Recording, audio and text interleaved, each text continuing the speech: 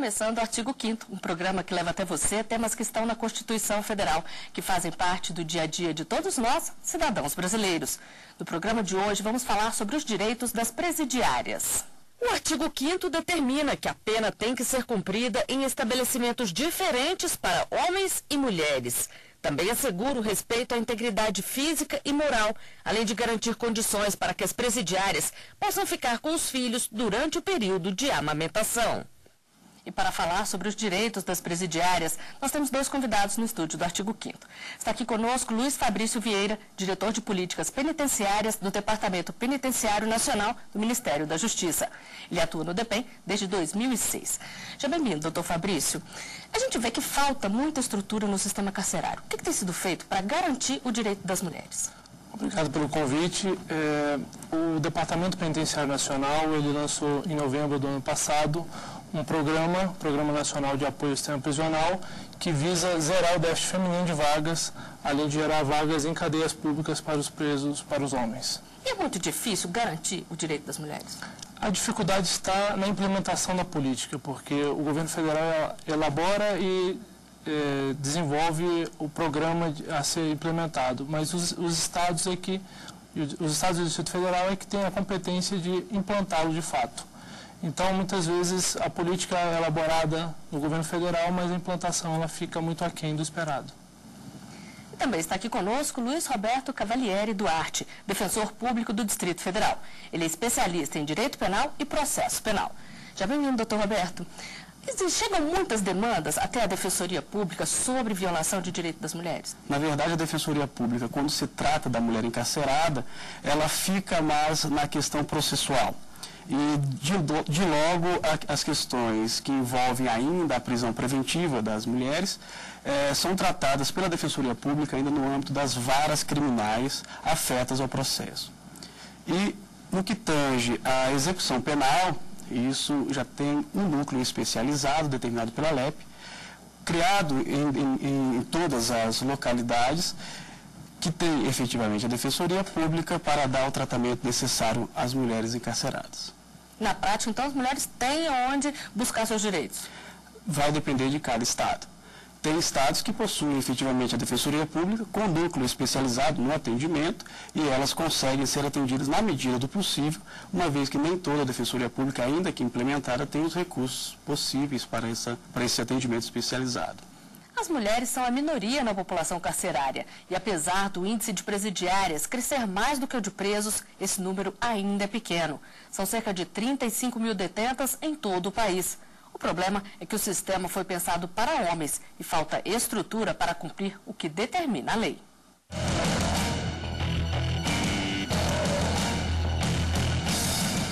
No Brasil, as mulheres não chegam a 7% do total de presos. São 35 mil presidiárias. Mais da metade delas tem condenação por tráfico de drogas. E apesar de ainda representarem um percentual pequeno da população carcerária, um dado preocupa. Estatísticas do Ministério da Justiça mostram que nos últimos 10 anos houve um crescimento de 260% no número de mulheres presas, enquanto no mesmo período o total de homens no sistema prisional aumentou em 113%. O problema fica ainda mais evidente pela falta de estrutura dos presídios para receber mulheres.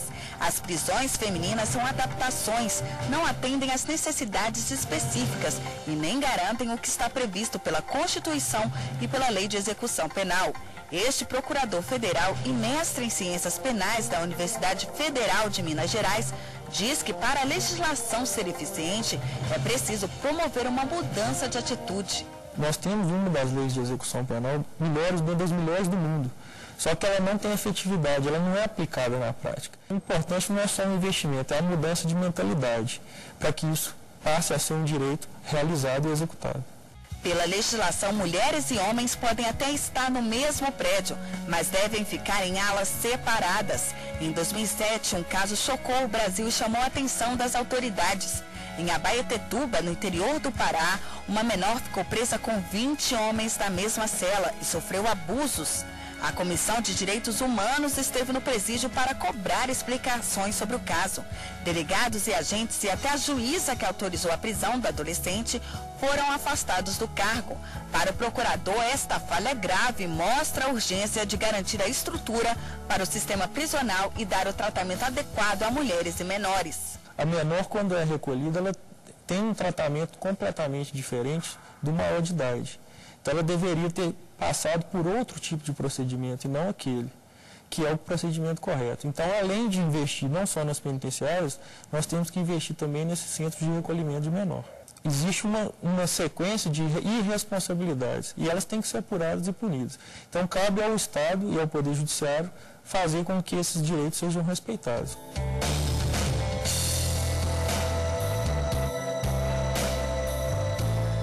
O que fazer para que casos como esse de Abaetetuba não se repitam? Para que não se repitam essas situações, melhores políticas, de implementações das políticas penitenciárias e também no que tange a situação dessa adolescente, uma efetividade na implementação, colocando melhores alojamentos para no caso de adolescentes e também melhores unidades prisionais para o sistema prisional em razão dos presos. Então, é difícil a implementação normativa, apesar de ser um pouco mais fácil, muito difícil, mas um pouco mais fácil, a implementação da gestão, ela complica um pouquinho mais, porque envolve recursos públicos e aí é que vai o interesse maior da política criminal, né? E é óbvio que é uma situação que é um pouco deixada de lado, e isso é de conhecimento, pelo menos geral, vamos dizer assim, e que envolve o incentivo do Estado e uma mudança de mentalidade, como disse o procurador Gregory. Doutor Fabrício, no interior não é mais difícil ainda a situação? Porque a gente vê que o sistema é falho em vários lugares. Como é que é feita essa fiscalização? Bom, nós temos uma ouvidoria no Departamento Penitenciário Nacional e ela faz a parte de inspeção de unidades. A interiorização do sistema prisional ela ainda é muito falha, né? Nós temos hoje unidades com um potencial muito grande, mas sempre nas capitais, nas grandes regiões metropolitanas. Essa tendência a trazer para as demais regiões do Estado também as unidades prisionais, ela é crescente, mas depende de muito investimento, né? Uma unidade com o menor número de vagas, 180, 200 vagas, ela custa às vezes o mesmo valor de uma unidade para 400 vagas, né? Quanto maior a unidade, reduz o custo pela distribuição das áreas. Então, ainda é muito falho isso. E na população feminina, isso é mais aparente, porque as unidades, como foi dito na reportagem, elas são adaptadas, as masculinas para as femininas, né, na sua grande maioria. Alguns estados têm um investimento maciço e fazem já unidades prevendo, né, o encarceramento feminino, mas mesmo assim ainda é muito pequeno o número de unidades penitenciárias no interior dos estados. Como é que fica a situação, então? Numa cidade pequena, onde a delegacia, por exemplo, não tem cela suficiente para poder fazer essa divisão, qual que é a orientação? Bom, inicialmente, a delegacia de polícia ela não é estabelecimento prisional adequado para a custódia de presos, né? Normalmente, o preso ele deve ficar no prazo de 48, 72 horas na unidade de policial, na delegacia de polícia, após ser encaminhado. A gente sabe que passa desse prazo, né? Nós sabemos, mas a delegacia de polícia ela não pode ser considerada como estabelecimento prisional, né? Mesmo provisoriamente preso ou preventivamente, o cidadão deveria ser destinado a uma cadeia pública. Então, o investimento em reformas de delegacias, ela não pode ser priorizada para o encarceramento. Nós temos uma dificuldade grande em conseguir chegar a um grande número de cadeias públicas no interior. O Programa Nacional de Apoio ao Sistema Prisional ele vai gerar vagas para presos provisórios por ser a grande maioria da população carcerária hoje. Nós temos cerca de 44% de presos provisoriamente. E no universo feminino é diferente. Nós temos hoje 10 mil presas provisórias e mais 4 mil presas em delegacias. A meta do governo federal é a retirada dessas pessoas das unidades policiais para possibilitar que o efetivo policial, a policial civil, de fato faça seu papel de investigação e de repressão ao crime organizado. Professor, em caso de abuso, quem é que pode ser responsabilizado? Como é que a família da presa ou a própria presa devem agir? Nesse caso, relatando a situação para os órgãos Ministério Público, a Defensoria Pública, a eventual Secretaria de Justiça, eventualmente a Secretaria de Direitos Humanos, até o Departamento Penitenciário Nacional ou diversos outros conselhos que integram essa política criminal e, ao mesmo tempo, através desses órgãos, buscando efetivamente a instauração de alguns procedimentos administrativos, visando em especial apurar e efetivamente encontrando ali o responsável, penalizá-lo pela situação. E a presa pode pedir indenização, por exemplo? Pode. Constatando esse erro grosseiro, né, há a possibilidade de indenização através de pedidos na Justiça, visando ressarcir do prejuízo e compensá-la da situação que lhe foi posta. Doutor Fabrício, um dado que chama a atenção é o tanto que tem crescido o número de mulheres em relação ao número de homens. Qual que é o perfil da presidiária? Bom, hoje a mulher presa, ela, ao contrário da população carcerária em geral, ela tem pele parda, ela é minoria por já estar fora das políticas públicas como um todo e grande parte é presa por tráfico de drogas. Nós temos hoje cerca de 15 mil mulheres presas por tráfico de drogas e outras 6 mil por crimes contra o patrimônio. O departamento vê esse crescimento da população feminina de forma muito ponderada, porque os dados reais da população carcerária compilados pelo Ministério da Justiça, eles datam de 2007. Antes disso, a atualização e o fornecimento desses dados era feito de forma muito precária. Então, nós temos um sistema, que é o Sistema Nacional de Informações Penitenciárias, que os dados começaram a ser mais fidedignos a partir de 2007. Agora, a população feminina, ela tem uma característica muito interessante, que é de ser presa tentando ingressar com drogas no estabelecimento penal masculino, né? Tentando levar drogas para os seus companheiros e maridos na unidade prisional. E essas presas, elas têm direito à visita íntima? Olha, a visita íntima ela não está regulamentada em lei. Então, alguns estados eles permitem, outros não. Mas o que é mais comum de ocorrer é a visita íntima do homem, né? Até porque a visita da mulher no estabelecimento prisional, quando seu marido, seu companheiro está preso, ela é muito mais recorrente do que o contrário, né? Normalmente essas mulheres elas são abandonadas na unidade prisional. Nós temos diversos casos em que há problemas de que as mulheres encontram realmente desamparadas pela própria família, né? E não havendo a visitação e não tendo essa relação próxima à sua família, o que seria ideal para a reinserção social, né? Há essa falta, há esse desleixo da própria família, não é, que diante desse caso realmente deixa à mercê a situação da família, fica de fora, né, esperando que um dia saindo ela possa retornar ao lar, né, enfim, deixa a situação dentro da penitenciária por conta própria. E no próximo bloco você vai saber mais sobre os direitos das presidiárias. O artigo 5º volta já.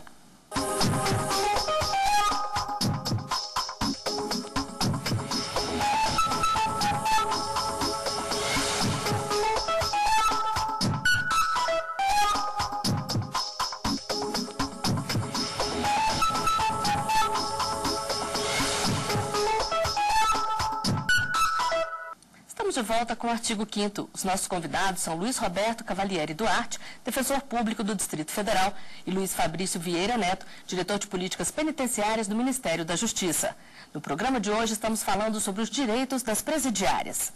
Em 2009, a Lei de Execuções Penais foi alterada para garantir condições mínimas de assistência para as mães presas e para os recém-nascidos. Com a mudança, foi assegurado o acompanhamento médico para as mulheres, principalmente no pré-natal e no pós-parto, e também para os recém-nascidos.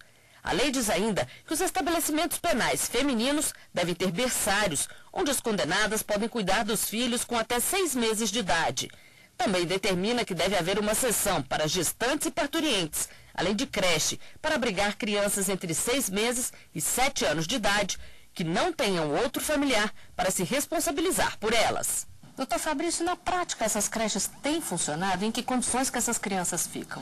Alguns estados têm implementado o sistema de creches berçários, mas ainda fica muito à mercê da estrutura da unidade prisional. Nós temos uma ação do Departamento Penitenciário Nacional que visa o aparelhamento de centros de referência materno-infantil para assistência à saúde das crianças, né, que estão privadas de liberdade junto com suas mães, né, porque muitas delas não têm direito a sair da unidade prisional. e isso atrapalha um pouco no desenvolvimento sociocultural da criança, né? Pensando no ponto de vista social, não tem muita eficácia essa permanência se não tiver uma ação também com o mundo exterior. Então, alguns estados implementam creches externas, né? A criança, ela passa o dia numa creche fora da unidade prisional e à noite ela volta para o convívio com a sua mãe presa. Esse é um tema extremamente preocupante e tormentoso. Na realidade, nas instituições penais que não tenham o berçário, né, normalmente, eventualmente se autoriza ou a prisão domiciliar, nesse caso, ou em certas situações, e que não é muito bom, ficando em celas isoladas com a criança. Isso não é um dado muito bom para o crescimento da criança, para aquele desenvolvimento da relação afetiva, mas é um momento muito importante esse período da amamentação. Esse período de berçário, que vai até 6 meses, é um momento onde há um impacto físico na questão da amamentação e também psicológico na questão do afeto. E um dado interessante é que, nesse momento, a condenada, ela se coloca como mãe, não mais sentenciada, e assim, aquele ato delituoso que ela pensa agora no ato protetivo. Então, há um momento agora, diante dessa situação de pós-parto, ou até da gestação, um momento em que todos ao redor dessa mulher encarcerada devem ter melhores olhos, aproveitando essa situação para a reinserção social. E qual que é a realidade do país hoje, doutor Fabrício? Existem muitos estabelecimentos com creches, como manda a lei, ou a maioria não tem? A grande parte não tem. Nós temos hoje dados reais de cerca de 300 crianças em estabelecimentos prisionais e, pelas condições estruturais, os estabelecimentos que não foram planejados para isso não têm essa previsão do espaço para creche, nem tampouco às vezes para berçário. Nós deparamos com alguns estabelecimentos que a criança fica com a mãe dentro da cela, como o Dr. Roberto falou. Como é que é feito esse período inicial da educação infantil e até o tratamento de saúde, vacina, essas coisas? As crianças têm acesso a isso? Deveriam ter. O Ministério da Saúde, as políticas do Ministério da Saúde, elas são abrangentes também para a população prisional e para as crianças, né? Nós estamos trabalhando hoje com o Programa Nacional de Imunização. O Ministério da Saúde já faz com a população solta, incluindo a população presa também no calendário de vacinas. Só para a influenza A foram adquiridas 500 mil doses para vacinar tanto presos quanto servidores penitenciários, né? E mesmo não atingindo diretamente as crianças em unidades prisionais, a política do SUS, da unidade de saúde local do município onde tem o estabelecimento prisional, tem que atender essas crianças. E nas ruas as pessoas falam sobre o tratamento diferenciado para homens e mulheres no sistema carcerário. A equipe do Artigo 5º foi conferir as opiniões. Pelo fato de ser mulher, ser mais delicada, às vezes as condições do próprio local deveria ser mais ajustável à mulher. O erro é um só, não é?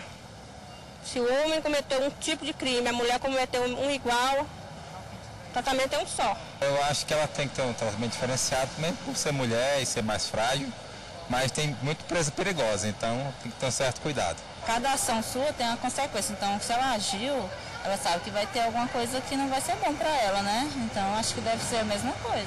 Independente de sexo, todos os dois têm que ser tratados da melhor forma. O que se deve fazer são projetos, né?